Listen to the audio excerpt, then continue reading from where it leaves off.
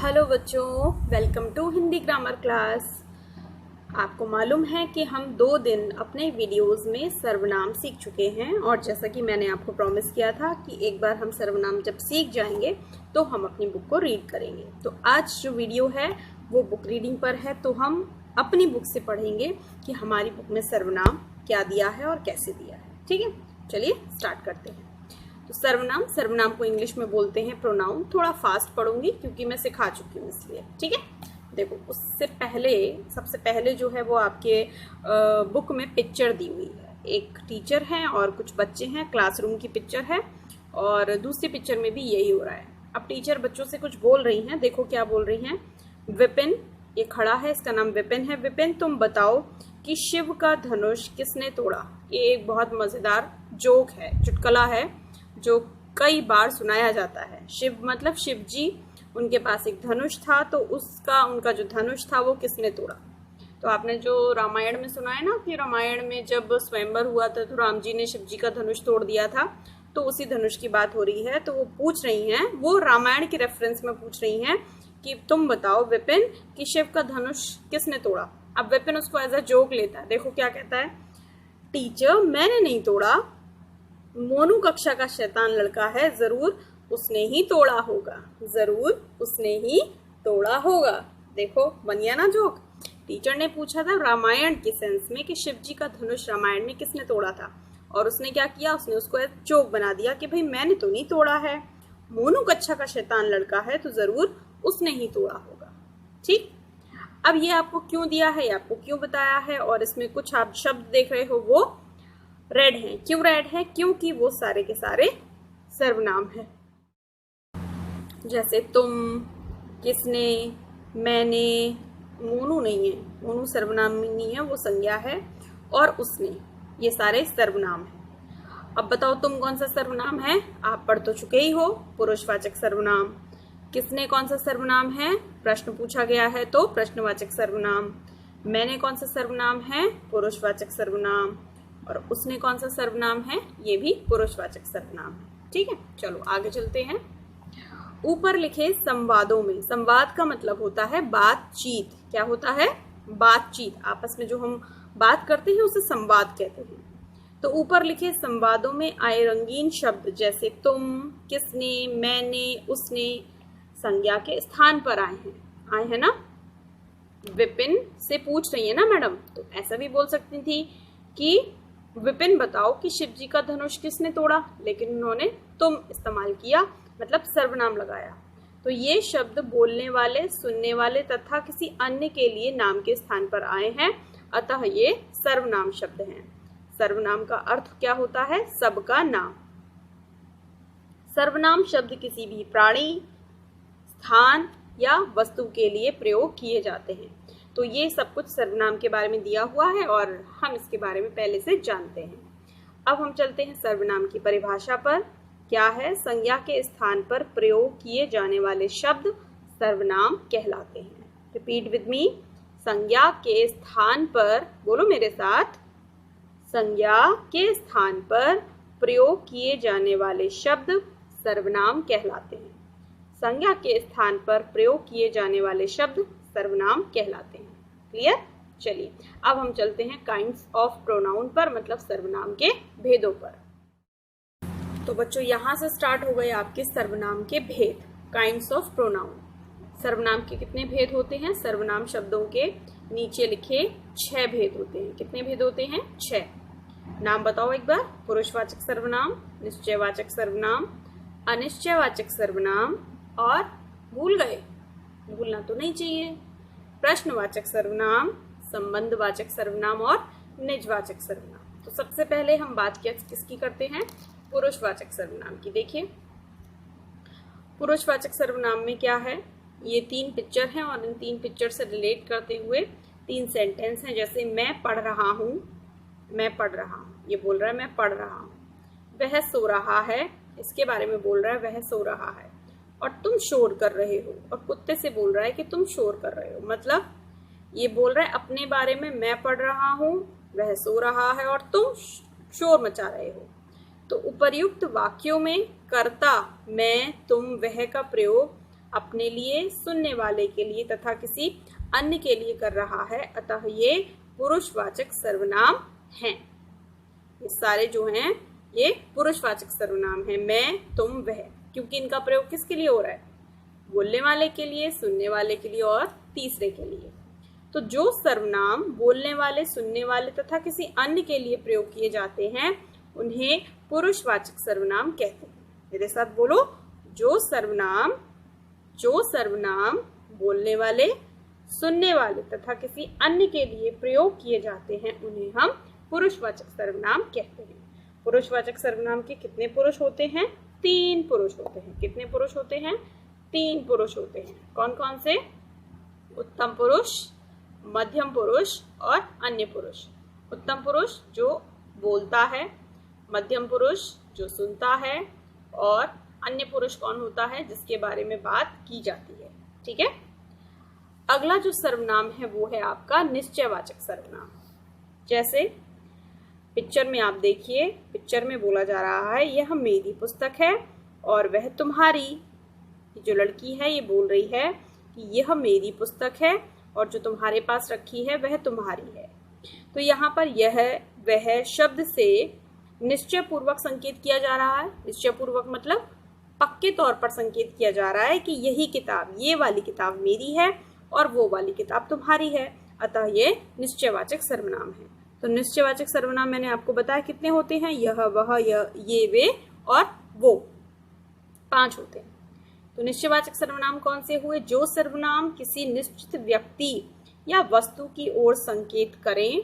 जो सर्वनाम किसी निश्चित व्यक्ति या वस्तु की ओर संकेत करे वह निश्चयवाचक सर्वनाम होता है। जो सर्वनाम किसी निश्चित व्यक्ति, एक पर्टिकुलर व्यक्ति या वस्तु की ओर संकेत करे उसे हम निश्चयवाचक सर्वनाम कहते हैं। ठीक है। स्थान की ओर भी संकेत कर सकता है, इसमें स्थान नहीं लिखा है। किसी निश्चित व्यक्ति, वस्तु या स्थान की ओर संकेत करे उसे हम निश्चयवाचक सर्वनाम कहते हैं। ठीक है। यह, वह, ये, वे, वो। अब हम आ जाते हैं अगले सर्वनाम पर।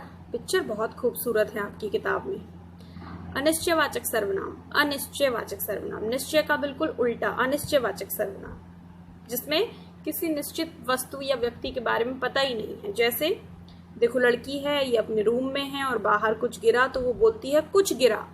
उसको नहीं मालूम क्या गिरा, जरूर कोई आया है। वो ये भी नहीं जानती कौन आया है, बस उसने अंदाजा लगाया कि कुछ गिरा और जरूर कोई आया है। ठीक, यहाँ पर नुक्ता लगा है तो जरूर नहीं पढ़ेंगे, क्या पढ़ेंगे? जरूर कोई आया है, कोई है, कुछ गिरा। तो ऐसे जो शब्द है ना, कुछ और कोई, इस तरह के जो शब्द हैं ये अनिश्चयवाचक सर्वनाम है, क्योंकि ये हमें ये नहीं बताते हैं कि कौन सी वस्तु है और कौन सा आदमी है। तो कोई तथा कुछ शब्द किसी निश्चित व्यक्ति या वस्तु के बारे में नहीं बता रहे हैं, अतः ये अनिश्चयवाचक सर्वनाम है।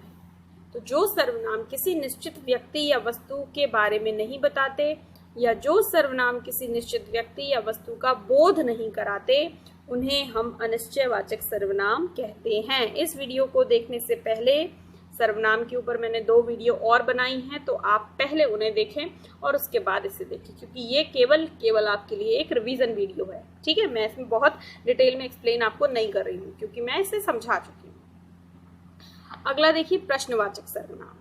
प्रश्नवाचक सर्वनाम जिसमें हम प्रश्न पूछते हैं सर्वनाम की मदद से।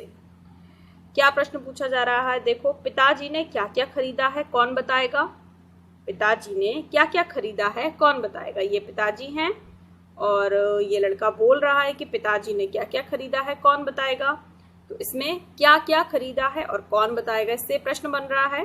तो यहाँ पर क्या तथा कौन शब्द अनजान सामान तथा व्यक्ति के लिए प्रश्न के रूप में आए हैं, अतः ये प्रश्नवाचक सर्वनाम हैं। तो जिन सर्वनाम शब्दों से हम प्रश्न बना सकते हैं उन्हें हम प्रश्नवाचक सर्वनाम कहते हैं। ठीक, तो देखिए प्रश्नवाचक सर्वनाम की परिभाषा कि जो सर्वनाम किसी व्यक्ति या वस्तु के बारे में प्रश्न करते हैं, जैसे क्या है, कौन है, कहाँ है, उन्हें हम प्रश्नवाचक सर्वनाम कहते हैं। जो सर्वनाम किसी व्यक्ति या वस्तु के बारे में प्रश्न करते हैं उन्हें हम प्रश्नवाचक सर्वनाम कहते हैं। ठीक है, अच्छा, अगला सर्वनाम कौन सा है आपका? संबंधवाचक सर्वनाम। कौन सा सर्वनाम है?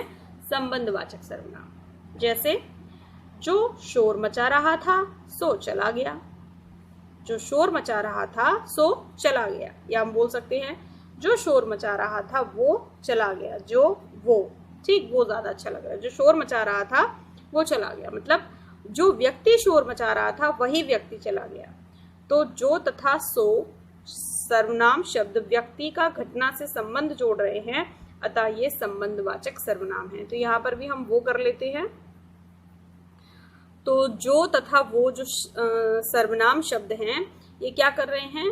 ये घटना से व्यक्ति का संबंध जोड़ रहे हैं, सर्वनामों को आपस में जोड़ रहे हैं, बता रहे हैं कि जो दोनों सर्वनाम इस्तेमाल हुए हैं वो किसी एक ही व्यक्ति के लिए इस्तेमाल हुए हैं, संबंध बता रहे हैं उनका।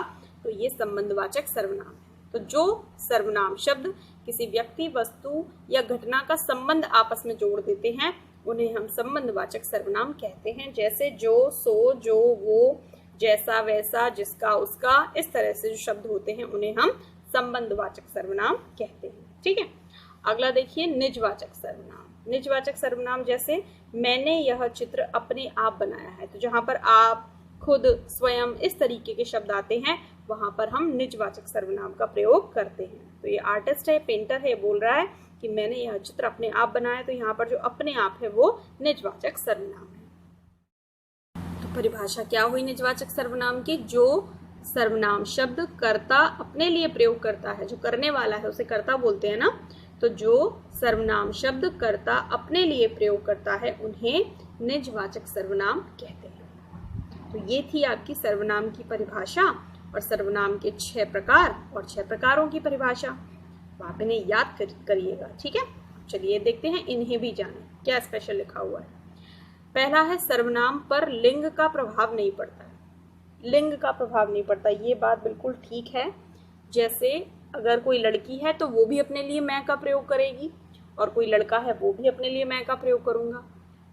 और अगर आप किसी से बात करो और सामने वाला आदमी है तो भी आप उसे तुम ही बोलोगे, और अगर वो औरत है तो भी आप उसे तुम बोलोगे। तो मतलब जेंडर बदलने से, लिंग बदलने से सर्वनाम नहीं बदलते हैं। इंग्लिश में बदल जाते हैं, ही और शी हो जाता है, लेकिन हिंदी में नहीं बदलते। ही को भी वह कहते हैं और शी को भी वह कहते हैं। इसलिए सर्वनाम पर लिंग का प्रभाव नहीं पड़ता। तो किसका पड़ता है? कारक का पड़ता है, कारक का पड़ता है, और किसका पड़ता है? वचन का पड़ता है। काल और लिंग का नहीं पड़ता है। ठीक है, सर्वनाम वचन और कारक के प्रभाव से रूप बदलते हैं। देखो नीचे वही चीज लिखी हुई है कि सर्वनाम पर लिंग का प्रभाव नहीं पड़ता है, सर्वनाम वचन और कारक के प्रभाव से रूप बदलते हैं। तू शब्द का प्रयोग अपनापन जताने के लिए किया जाता है। तो तू जो शब्द है उससे अगर हमारा कोई बहुत ज्यादा खास है, हमारे बहुत करीबी हैं, तो हम उसके लिए तू शब्द का प्रयोग करते हैं। तो ईश्वर, मातृभूमि, भाई बहन, मित्र आदि के लिए प्रयोग कर लेते हैं तू शब्द का, है ना, क्योंकि हमारा सबसे ज्यादा प्रेम संबंध किससे होता है? ईश्वर से होता है। मातृभूमि हमारे देश से होता है। भाई बहन आपस में तू करके बात कर लेते हैं, और जो दोस्त हैं वो तू करके बात कर लेते हैं। तुम और हम का प्रयोग एक वचन में आदर के लिए किया जाता है। मतलब वैसे तो तुम और हम बहुवचन के रूप में इस्तेमाल होते हैं, लेकिन अगर आप एक वचन में तुम और हम का प्रयोग करते हैं तो वो आदर देने के लिए करते हैं। किसके लिए करते हैं? आदर देने के लिए करते हैं। अच्छा, यह, वह, मैं, तू, आप, कौन, कोई, क्या, कुछ, ये जो है ये 10 मूल सर्वनाम है। मैंने आपको समझाया था वीडियो में कि जो मूल सर्वनाम है वो 10 हैं। यह, वह, मैं, तू, आप, कौन, कोई, क्या, कुछ, जो। इसके अलावा जो बाकी के सर्वनाम है वो सब इन्हीं 10 सर्वनामों से बन जाते हैं। अगर आप उनके कारक चेंज कर देते हैं, कारक बदल देते हैं, तो दूसरे और सर्वनाम बन जाते हैं। कैसे? वो हम नीचे देखते हैं सर्वनाम शब्दों के कारकीय रूप से। देखो कल मैंने आपको ये भी समझाया था कि हम एक सर्वनाम ले लें, जैसे हमने पुरुषवाचक सर्वनाम ले लिया मैं। अब हम मैं से कितने सारे सर्वनाम बना सकते हैं अगर हमको कारक आते हैं। तो देखिए कारक कितने होते हैं? 1 2 3 4 5 6 7 8 8 कारक होते हैं। कारक चैप्टर पढ़ चुके हो, एक बार रिवीजन करने का मौका मिल रहा है, सो जस्ट कैच इट। कौन कौन से कारक हैं? कर्ता कारक, कर्म कारक, करण कारक, संप्रदान कारक। मेरे साथ बोला करो, कर्ता कारक, कर्म कारक, करण कारक, संप्रदान कारक, अपादान कारक, संबंध कारक, अधिकरण कारक और संबोधन कारक। ठीक है, अब हमने ले लिया मैं, तो एक वचन में होता है मैं और बहुवचन में मैं का क्या हो जाता है हम। तो कर्ता ने तो मैं, मैंने, हम, हमने। कर्म को तो मुझे या मुझको, हमें या हमको। करण से तो मुझसे और हमसे। संप्रदान को या संप्रदान के लिए तो मुझे, मुझको या मेरे लिए, हमें, हमको या हमारे लिए। अपादान से अलग होने के लिए तो मुझसे, लेकिन अलग होने के लिए, हमसे अलग होने का भाव आएगा इसमें। संबंध का, की, के, नानी, ने, रारी, रे ऐसे हैं तो मेरा, मेरी, मेरे, हमारा, हमारी, हमारे, ये संबंध है। अधिकरण में और पर तो मुझ में, मुझ पर, हम में, हम पर, और संबोधन का कोई रूप नहीं होता। तो इस तरह से आपने देखा, एक मैं आपने लिया और मैं से इतने सारे सर्वनाम अपने आप बन गए, याद करने की जरूरत ही नहीं पड़ी। अब इसी तरह से हम तू शब्द के जो हैं वो भी कार्य के रूप बना सकते हैं। हमने पुरुषवाचक सर्वनाम तू ले लिया। अब देखो तू से कितने बनेंगे। तू हो गया एक वचन में और तुम हो गया बहुवचन में। तो कर्ता ने तो तू, तूने, तुम, तुमने।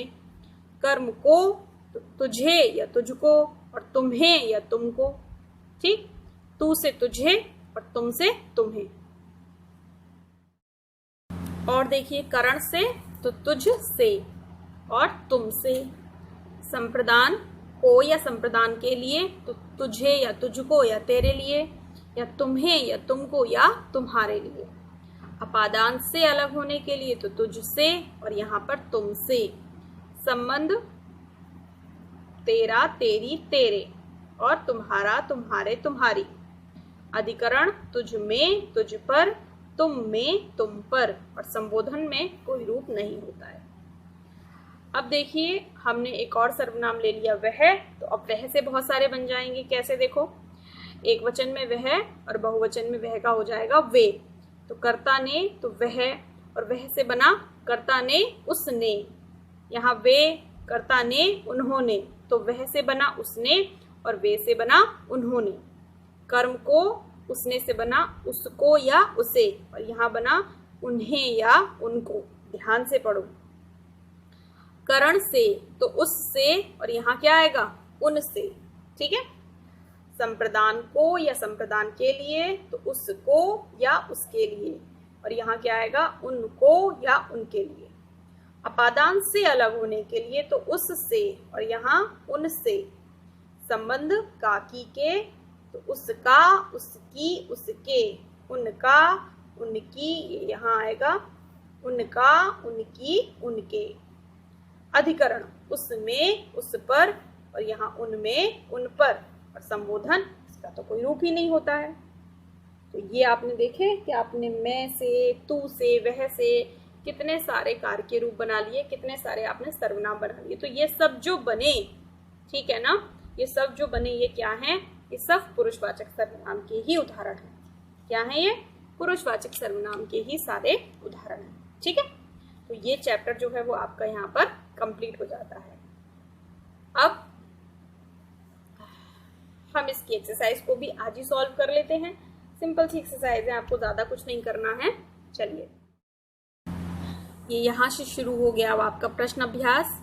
फटाफट करते जाइए क्योंकि इसमें आपको ज्यादा ऐसा डिफिकल्ट चीज नहीं है। देखिए, सही विकल्प पर सही का निशान लगाना है। कोई, कोई आपको पहचानना है प्रश्नवाचक सर्वनाम है या अनिश्चयवाचक सर्वनाम है। कोई, दरवाजे पर कोई है तो क्या आएगा, अनिश्चयवाचक। ठीक है।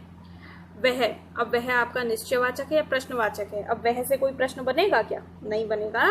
निश्चयवाचक में आप बोल सकते हो वह मेरी किताब है, तो ये निश्चयवाचक। जो, अब जो से क्या बनेगा, जो जैसा करेगा वो वैसा भरेगा। तो क्या बता रहे हैं, ये संबंध बता रहे हैं, तो ये संबंधवाचक है। हम क्या है, हम तो पुरुषवाचक है। और कौन सा पुरुष, उत्तम पुरुष। कौन, कौन से तो प्रश्न बनता है, कौन दरवाजे पर खड़ा है, तो ये प्रश्नवाचक हो गया। मैं, अब मैं क्या है, निजवाचक है या पुरुषवाचक है, तो मैं तो पुरुषवाचक है। निजवाचक में मैं नहीं आता है, क्या आता है, आप, स्वयं या खुद। अब सेकंड नंबर की एक्सरसाइज देखिए, सर्वनाम शब्दों पर गोला लगाना है। अब पहचानिए, हमारा सर्वनाम है, बिल्कुल है, क्योंकि नहीं है। सभी, सभी सर्वनाम है क्या, पहचानो, हाँ है सर्वनाम सभी। उनका, ये भी है, इसलिए ये नहीं है। मैं, ये है, हमने, ये भी है। तिनका, ये नहीं है। इसे, ये है। इधर, ये नहीं है। हमें, ये है। तुम्हारा, ये भी है।